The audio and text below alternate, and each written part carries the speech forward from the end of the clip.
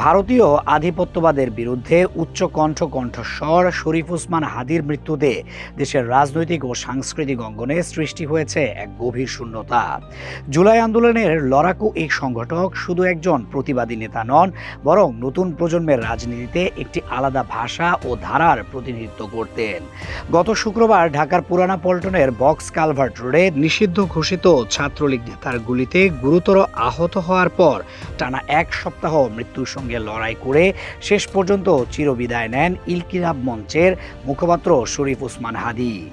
সিঙ্গাপুরে চিকিৎসাধীন অবস্থায় বৃহস্পতিবার রাত 10:45টার দিকে তার মৃত্যু হয়। জুলাই গণঅভ্যুত্থানের পর যে কয়েকটি প্ল্যাটফর্ম নতুন প্রজন্মের রাজনীতিতে জোরালো উপস্থিতি তৈরি করে, ইনকিলাব মঞ্চ ছিল তাদের অন্যতম। বৈষম্য বিরোধী ছাত্র আন্দোলনের অভিজ্ঞতা, সাংস্কৃতিক ভাষা এবং রাষ্ট্রীয় কাঠামোর বিরুদ্ধে তীব্র রাজনৈতিক বক্তব্য সব মিলিয়ে হাদির নেতৃত্বে ইনকিলাব মঞ্চ দ্রুতই পরিচিত হয়ে ওঠে ফ্যাসিবাদ বিরোধী রাজনীতির এক প্রতীক হিসেবে। রাজপথের স্লোগান, সামাজিক যোগাযোগ মাধ্যমে তীক্ষ্ণ ভাষ্য এবং রাষ্ট্র ব্যবস্থার নানা অসঙ্গতির বিরুদ্ধে প্রকাশ্য অবস্থান, এই সব কিছুর কেন্দ্রবিন্দুতে ছিলেন হাদি নিজেই। সংগঠনের কর্মসূচির ধরন, বক্তব্যের ভাষা ও রাজনৈতিক কৌশল নির্ধারণে তার ভূমিকা ছিল সরাসরি ও প্রভাবশালী। হাদির মৃত্যুর পর ইনকিলাব মঞ্চ কার্যত নেতৃত্বশূন্য অবস্থায় পড়েছে, এমনটাই বলছেন সংগঠনটির একাধিক কর্মী।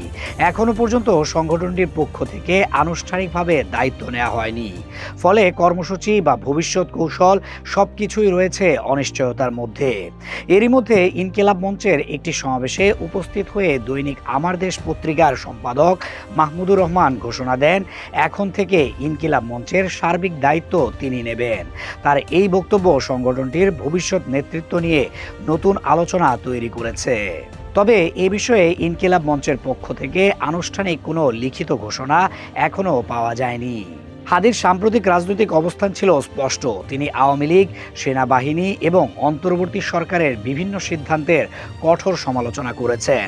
ঢাকা ৮ আসনে স্বতন্ত্র প্রার্থী হিসেবে তার সক্রিয় প্রচারণা ইনকিলাব মঞ্চকে সরাসরি নির্বাচনী রাজনীতির আলোচনায় নিয়ে আসে। ইনকিলাব মঞ্চ এক নতুন পর্যায়ে প্রবেশ করেছিল আন্দোলন থেকে ক্ষমতার রাজনীতির দিকে, আর এই রূপান্তরই সংগঠনটির উপর রাজনৈতিক চাপ ও ঝুঁকি বাড়িয়ে দেয়। হাদির মৃত্যুতে ইনকিলাব মঞ্চ এখন একটি কঠিন সন্ধিক্ষণে দাঁড়িয়ে। একদিকে একজন লড়াকু নেতার অনুপস্থিতি, অন্যদিকে ফ্যাসিবাদ বিরোধী রাজনীতির উত্তরাধিকার। এই দুয়ের মাঝখানে দাঁড়িয়ে ইনকিলাব মঞ্চের সামনে এখন সবচেয়ে বড় চ্যালেঞ্জ হলো হাদির রেখে যাওয়া আন্দোলনকে কে এবং কিভাবে এগিয়ে নিয়ে যাবে।